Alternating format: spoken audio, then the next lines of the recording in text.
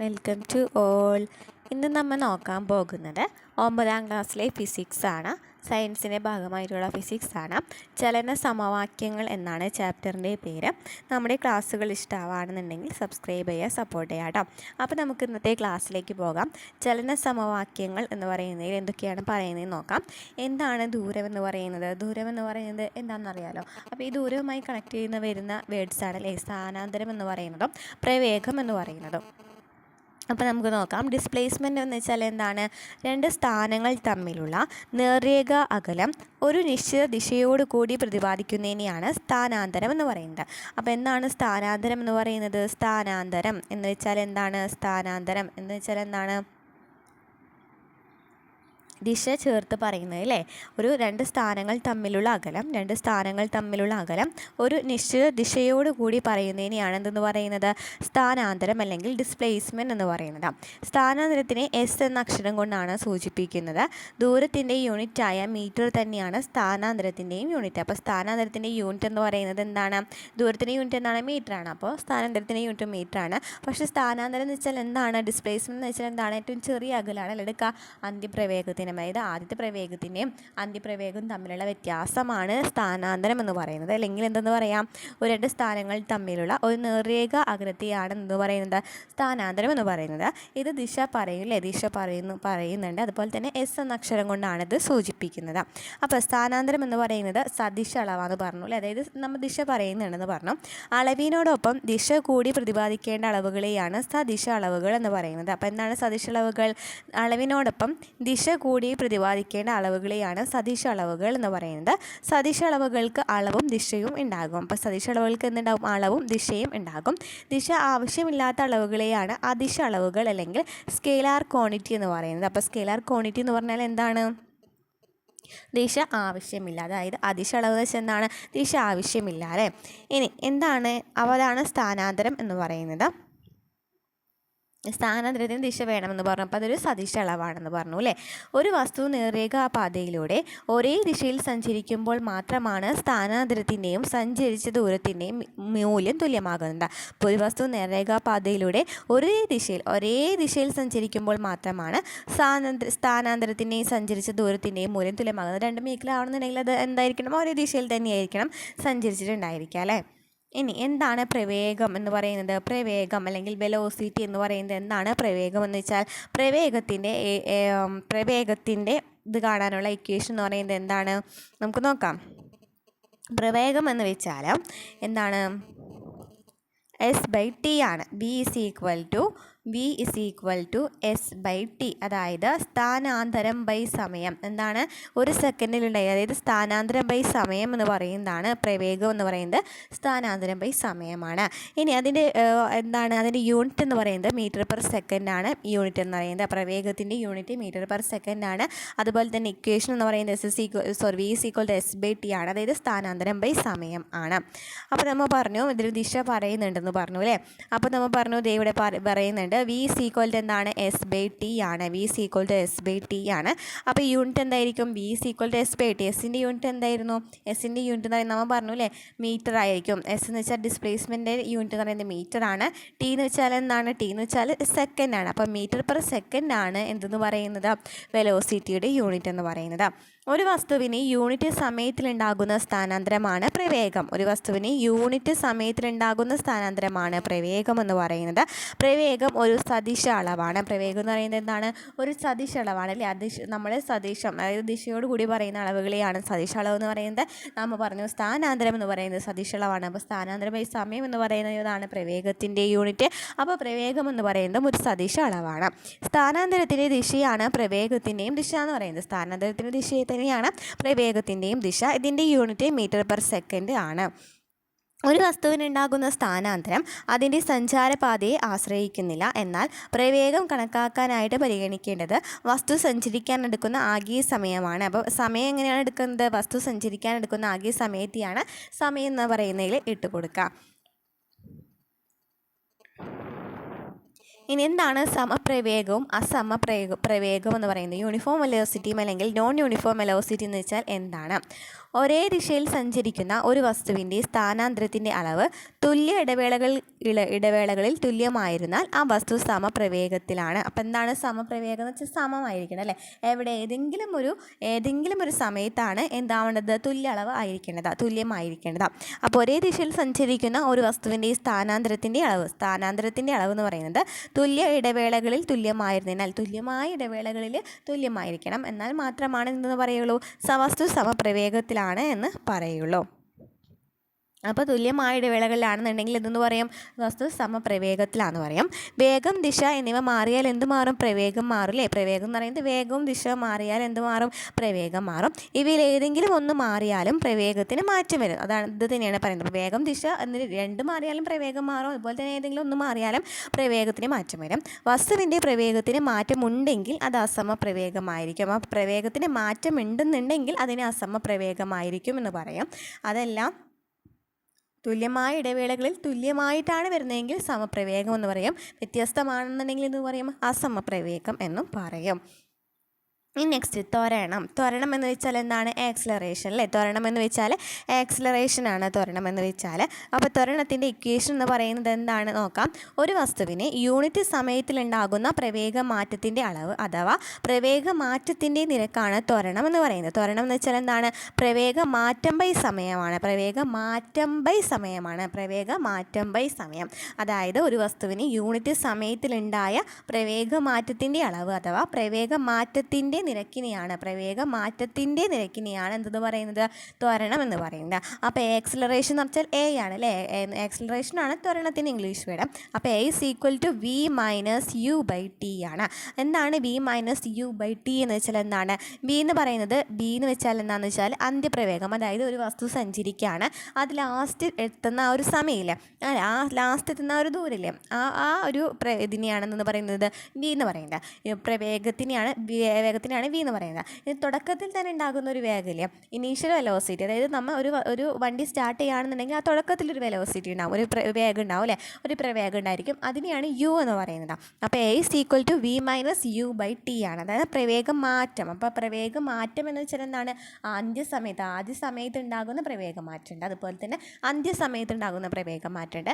ഇത് രണ്ടും മൈനസ് ചെയ്താൽ കിട്ടുന്നതാണ് എന്തെന്ന് പറയുന്നത്, പ്രവേഗമാറ്റം എന്ന് പറയുന്നത്. അപ്പോൾ A = V - U/T ആണ്. ക്ലിയർ ആയല്ലോ. അപ്പോൾ നമ്മൾ പറഞ്ഞത് A = V - U/T ആണെന്ന് പറഞ്ഞു. ഇതിൽ V എന്ന് വെച്ചാൽ എന്താണ്, അന്ത്യപ്രവേഗം. അതായത് ഒരു വണ്ടി സ്റ്റാർട്ട് ചെയ്യുകയാണെന്നുണ്ടെങ്കിൽ ഏറ്റവും ലാസ്റ്റ് വണ്ടി എത്തൂലേ, അപ്പോൾ വണ്ടി എത്തുമ്പോൾ ഉണ്ടാകുന്ന ഒരു പ്രവേഗമില്ലേ, അതിനെയാണെന്ന് പറയുന്നത് അന്ത്യപ്രവേഗം അല്ലെങ്കിൽ V എന്ന് പറയുന്നത്. U എന്ന് വെച്ചാൽ എന്താണ്, ഫസ്റ്റ് പ്രവേഗമാണ്. അതായത് നമ്മൾ വണ്ടി സ്റ്റാർട്ട് ചെയ്യുന്ന ആ ടൈമിലുണ്ടാകുന്ന പ്രവേഗത്തെയാണ് U എന്ന് പറയുന്നത്, ഇനീഷ്യൽ വെലോസിറ്റി എന്ന് പറയുന്നത്. അപ്പോൾ V - U/T ആണ് പ്രവേഗമാറ്റം എന്ന് പറയുന്നത്. അപ്പോൾ A = V - U/T. ത്വരണം എന്ന് പറയുന്നത് എന്താണ്, ഒരു സദിശളവ് തന്നെയാണ്. ത്വരണം എന്ന് പറയുന്നത് ഒരു സദിശളവാണ്. അപ്പോൾ നമ്മൾ 3 സദിശളവ് പറഞ്ഞു. ഏതൊക്കെയാണ് പറഞ്ഞത്, സ്ഥാനാന്തരം, അതുപോലെ തന്നെ എന്താ പറഞ്ഞത്, സ്ഥാനാന്തരം, പിന്നെ എന്ത് പറഞ്ഞു, പ്രവേഗം പറഞ്ഞു, ത്വരണം പറഞ്ഞു അല്ലേ. അത് 3 സദിശളവാണെന്ന് പറഞ്ഞു. ഇനി ത്വരണത്തിൻ്റെ യൂണിറ്റ് കാണാനായിട്ട് പ്രവേഗമാറ്റത്തിൻ്റെ യൂണിറ്റ് ബൈ സമയത്തിൻ്റെ യൂണിറ്റ് ആണ്. ത്വരണത്തിൻ്റെ യൂണിറ്റ് = പ്രവേഗമാറ്റത്തിൻ്റെ യൂണിറ്റ് ബൈ സമയത്തിൻ്റെ യൂണിറ്റ്. അപ്പോൾ എത്രയായിരിക്കും, പ്രവേഗമാറ്റത്തിൻ്റെ യൂണിറ്റ് നമ്മൾ പറഞ്ഞല്ലോ, പ്രവേഗത്തിൻ്റെ യൂണിറ്റ് എന്ന് പറയുന്നത് m/s ആണെന്ന് പറഞ്ഞു. അതുപോലെ തന്നെ സമയത്തിൻ്റെ യൂണിറ്റ് എന്ന് പറയുന്നത് സെക്കൻഡ് ആണെന്ന് പറഞ്ഞു അല്ലേ. അപ്പോൾ m/s/s എന്ന് പറയുമ്പോൾ എന്തായിരിക്കും വരാ, m/s². എന്ന് പറയുന്നതാണ് ത്വരണത്തിൻ്റെ യൂണിറ്റ് എന്ന് പറയുന്നത് m/s². ക്ലിയർ ആയല്ലോ. അപ്പം നമുക്ക് A = V - U/T അല്ലേ. A = V - U/T ആണ്. അതിന് നമുക്ക് എന്തൊക്കെ എഴുതാം, V - U = AT എന്ന് എഴുതാം. V - U = AT എന്ന് എഴുതാം.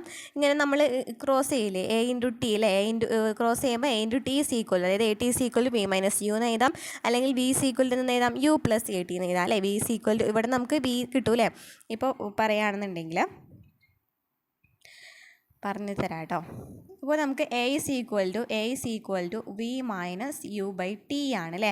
ഇതിൽ നമുക്ക് എന്ത് ഇക്വേഷൻസ് ഒക്കെ എടുക്കാനായിട്ട് പറ്റും, അറിയാവുന്നതാണല്ലോ. ഇത് ക്രോസ് ചെയ്യില്ലേ. അപ്പോൾ നമ്മൾ എന്ത് ചെയ്തു, A × T AT = V - U എന്ന് എഴുതി. അപ്പോൾ ഒന്നില്ലെങ്കിൽ V - U = എന്ന് എഴുതാം, AT എന്ന് എഴുതാം. അപ്പോൾ ഇതിൽ നിന്ന് നമുക്ക് എന്ത് കിട്ടും, V എന്നുള്ളത് കിട്ടും അല്ലേ. V = ഈ -U പ്രത്യേകം വരുമ്പോൾ U + AT എന്ന് കിട്ടും അല്ലേ. U + AT എന്ന് കിട്ടും. അപ്പോൾ ഇതെന്ന് പറയുന്നത് ഒരു ഇക്വേഷൻ തന്നെയാണ്. V = U + AT എന്ന് പറയുന്ന ഒരു ഇക്വേഷനാണ്. ഇത് വി എന്ന് വെച്ചാൽ നമ്മൾ പറഞ്ഞു അന്ത്യപ്രവേഗമാണ്. അപ്പോൾ അന്ത്യപ്രവേഗം കാണുന്നതിനുള്ള ഇക്വേഷൻ എന്ന് പറയുന്നതാണ് v is equal to U plus A t എന്ന് പറയുന്നത്. അപ്പോൾ v is equal to U plus A t എന്ന് പറയുന്നത് അന്ത്യപ്രവേഗം കാണുന്നതിനുള്ള സമവാക്യമാണ്. ഇനീഷ്യൽ വെലോസിറ്റി കാണുന്നുണ്ടെങ്കിലോ അതിൽ നിന്ന് തിരിച്ചിട്ടാൽ മതി അല്ലേ. വി എന്നുള്ളത് ഇപ്പുറത്തേക്ക് കിട്ടി, യു എന്നുള്ളത് അപ്പുറത്തേക്ക് ഇടാണെന്നുണ്ടെങ്കിൽ ഈ സെയിം ഇക്വേഷൻ തന്നെ കിട്ടും. അപ്പോൾ ഇത് തന്നെയാണ് നമ്മൾ ഓരോന്നും ഇതിൽ നിന്ന് നമുക്ക് ഓരോ ടേംസ് കണ്ടുപിടിക്കാനായിട്ട് പറ്റും. ഒരു ഇക്വേഷൻ മാത്രം അറിഞ്ഞാൽ മതി അല്ലേ. V is equal to U plus A t എന്ന് മാത്രം അറിയുകയാണെന്നുണ്ടെങ്കിൽ നമുക്ക് ബാക്കിയുള്ള ഇക്വേഷൻസ് കണ്ടുപിടിക്കാം.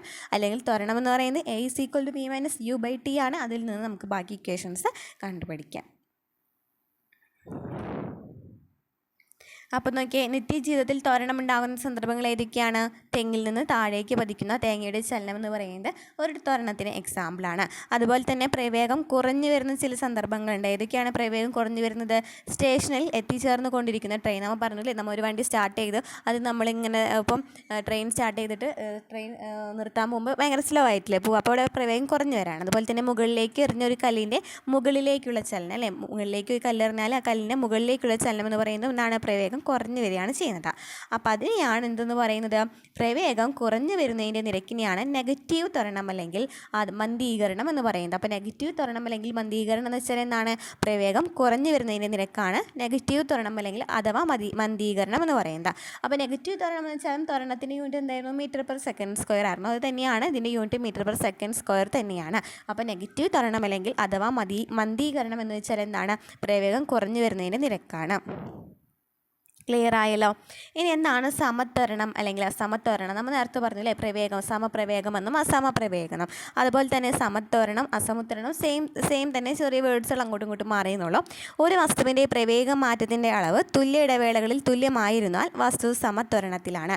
പ്രവേഗ മാറ്റത്തിൻ്റെ അളവ് ഇടവേളകളിൽ തുല്യമായിരുന്നാൽ അത് സമത്വരണത്തിലാണ്. എന്നാൽ ഒരു വസ്തുവിൻ്റെ പ്രവേഗ മാറ്റത്തിൻ്റെ അളവ് തുല്യ ഇടവേളകളിൽ വ്യത്യസ്തമായിരുന്നാൽ അത് അസമത്വരണത്തിലാണ് അല്ലേ. ഒരു വസ്തുവിൻ്റെ പ്രവേഗ മാറ്റത്തിൻ്റെ അളവ് തുല്യ ഇടവേളകളിൽ തുല്യമായിരുന്നാൽ അത് സമത്വരണമാണ്. എന്നാൽ ഒരു വസ്തുവിൻ്റെ പ്രവേഗ മാറ്റത്തിൻ്റെ അളവ് തുല്യ ഇടവേളകളിൽ വ്യത്യസ്തമായിരുന്നാൽ അത് അസമത്വരണത്തിലാണ്. ക്ലിയർ ആയല്ലോ. ഇവിടെ നമുക്ക് കുറച്ച് സയൻസ് ഒക്കെ നൽകിയിട്ടുണ്ട് അല്ലേ. എന്തൊട്ടാണ് സയൻസ് നമുക്ക് നോക്കി നോക്കാം.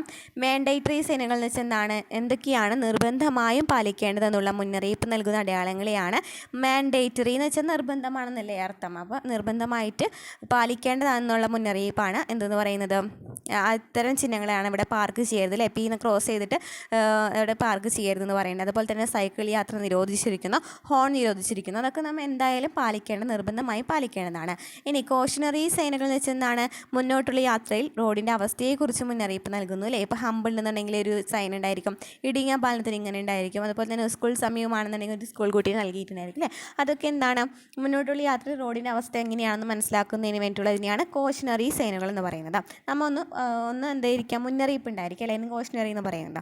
ഇനി എന്താണ് ഇൻഫോർമേറ്ററി സൈനുകൾ എന്ന് വെച്ചാൽ വാഹനം ഓടിക്കുന്നയാൾ പോകേണ്ട ദിശ, വിവിധ സ്ഥലങ്ങളിലേക്കുള്ള ദൂരം, മറ്റ് സൗകര്യങ്ങൾ ലഭ്യമായ സ്ഥലം എന്നിവയെല്ലാം ഈ സൈൻ ഉപയോഗിച്ച് മനസ്സിലാക്കാം. വാഹനം ഓടിക്കുമ്പോൾ പോകേണ്ട ദിശ, വിവിധ സ്ഥലങ്ങളിലേക്കുള്ള ദൂരം, മറ്റ് സൗകര്യങ്ങൾ ലഭ്യമായ സ്ഥലം എന്നിവയ്ക്കും ഇത് ഉപയോഗിച്ച് മനസ്സിലാക്കാം. അതിനെയാണ് ഇൻഫോർമേറ്ററി സൈനുകൾ എന്ന് പറയുന്നത്. ഇപ്പോൾ പെട്രോൾ പമ്പ് നൽകിയിട്ടുണ്ട്, പോലീസ് സ്റ്റേഷൻ നൽകിയിട്ടുണ്ട്, ആശുപത്രി നൽകിയിട്ടുണ്ട് അല്ലേ. അപ്പോൾ ഇതൊക്കെ എന്താണ്? ഇൻഫോർമേറ്റീവ് ആണ് അല്ലേ, ഇൻഫോർമേറ്റീവ് ആണ്. ഇനി എന്താണ് റോഡ് മാർക്കിംഗ് എന്ന് പറയുന്നത്? റോഡ് മാർക്കിംഗ് എന്ന് പറയുന്നത് വാഹനങ്ങൾ നിയന്ത്രിതമായിട്ട് മുറിച്ച് കടക്കാൻ കഴിയുന്നവയാണ് അല്ലേ. ഇതിങ്ങനെ വരച്ചിട്ട് ഇതിൻ്റെ ഇടയിൽ കൂടെ ഓരോരോ വരയിടാണെന്നുണ്ടെങ്കിൽ വാഹനങ്ങൾ നിയന്ത്രിതമായിട്ട് മുറിച്ച് കടക്കാൻ കഴിയുന്നവയാണ്. വാഹനങ്ങൾ മുറിച്ച് കടക്കാൻ പാടില്ല എന്ന് പറയുന്നതാണ് ഒരു യെല്ലോ കളറിൽ നൽകിയിട്ടുള്ളത്. സീബ്ര ക്രോസിംഗ് അറിയുന്നല്ലോ, നമുക്ക് നടക്കുന്നതിന് വേണ്ടിയിട്ട് സീബ്ര ക്രോസിംഗും നൽകിയിട്ടുണ്ട്. ഇനി ഗ്രാഫ് ചിത്രീകരണമാണ്, അത് നമുക്ക് ആവശ്യമില്ല.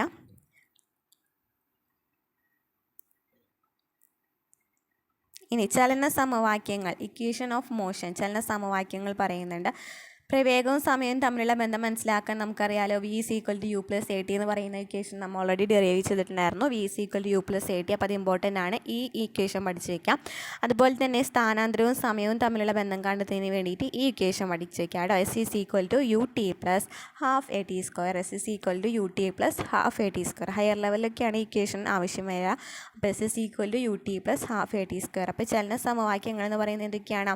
V is equal to U plus A T, S is equal to U T plus half A T square, v square is equal to u square plus 2as. എന്തൊക്കെയാണ് ഇത് കാണാപ്പാടം പഠിക്കുക കേട്ടോ. V is equal to U plus A T, S is equal to U T plus half A T square, v square is equal to u square plus 2as. നമുക്കറിയാം V എന്ന് വെച്ചാൽ എന്താണ്, അന്ത്യപ്രവേഗമാണ്. U എന്ന് പറയുന്നത് ആദ്യ പ്രവേഗമാണ്. എ എന്ന് വെച്ചാൽ ത്വരണം, T എന്ന് വെച്ചാൽ സമയം. ഇവിടെ എസ് എന്ന് വെച്ചാൽ എന്താണ്, സ്ഥാനാന്തരമാണ്.